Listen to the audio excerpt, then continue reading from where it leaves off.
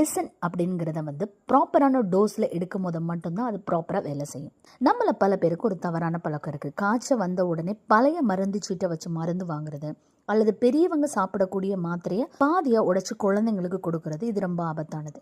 இந்த மருந்தினுடைய அளவு, அதாவது டோஸ் கால்குலேஷன் முறையை பார்த்தா உங்களுக்கு புரியும். டோசேஜ் ஃபார்முக்கு ஏஜ்ங்கிறது ரொம்ப முக்கியம். இங்கே இருக்கக்கூடிய இந்த ஃபார்முலாஸ் எல்லாத்தையும் பாருங்கள். ஒரு குழந்தையோட வயதை பொறுத்து தான் அந்த மருந்தோட அளவே கணக்கிடுறாங்க.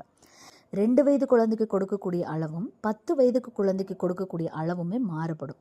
கொஞ்சம் தானே அப்படின்னு சொல்லி நீங்களாவே கொடுக்கக்கூடிய அந்த கூடுதலான அளவு அந்த குழந்தையுடைய லிவர் மற்றும் கிட்னியை கடுமையாக பாதிக்கும். உடல் எடை, வெயிட், ஒரு சில ஃபார்முலாஸ் உடல் எடையை வச்சு தான் கால்குலேட் பண்ணி அந்த டோஸை ப்ராப்பராக கொடுப்பாங்க. உடல் எடைக்கு ஏற்றவாறு தான் அந்த மருந்தும் வேலை செய்யும். நீங்கள் சப்போஸ் வெயிட்டாக குண்டாக இருக்கீங்க அல்லது ரொம்ப மெலிஞ்சு போயிருக்கீங்க அப்படின்னா உங்களுடைய வெயிட்டை பொறுத்து தான் மருத்துவர் மருந்தோட அளவை டிசைட் பண்ணுவார். எடை குறைவாக இருக்கிறவங்களுக்கு அதிக அளவு மருந்தை சாப்பிடும்போது அது பாய்சனாக மாறிடும். கை குழந்தைகளுக்கு எத்தனை மாத குழந்தை அதை வச்சு தான் மருந்தோட அளவு கணக்கிடப்படும்.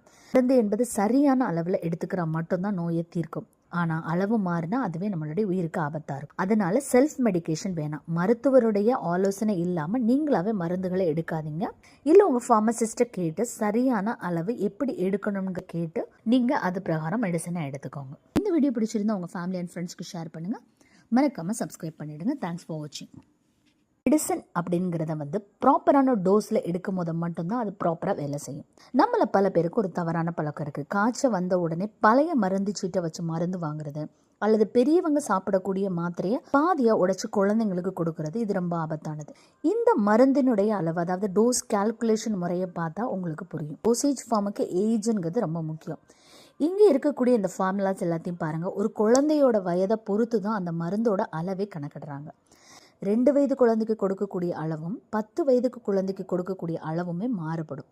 கொஞ்சம் தானே அப்படின்னு சொல்லி நீங்களாவே கொடுக்கக்கூடிய அந்த கூடுதலான அளவு அந்த குழந்தையுடைய லிவர் மற்றும் கிட்னியை கடுமையாக பாதிக்கும். உடல் எடை, வெயிட், ஒரு சில ஃபார்முலாஸ் உடல் எடையை வச்சு தான் கால்குலேட் பண்ணி அந்த டோஸை ப்ராப்பராக கொடுப்பாங்க. உடல் எடைக்கு ஏற்றவாறு தான் அந்த மருந்தும் வேலை செய்யும். நீங்கள் சப்போஸ் வெயிட்டாக குண்டாக இருக்கீங்க அல்லது ரொம்ப மெலிஞ்சு போயிருக்கீங்க அப்படின்னா உங்களுடைய வெயிட்டை பொறுத்து தான் மருத்துவர் மருந்தோட அளவை டிசைட் பண்ணுவார். எடை குறைவாக இருக்கிறவங்களுக்கு அதிக அளவு மருந்தை சாப்பிடும்போது அது பாய்சனாக மாறிடும். கை குழந்தைகளுக்கு எத்தனை மாத குழந்தை அதை வச்சு தான் மருந்தோட அளவு கணக்கிடப்படும்.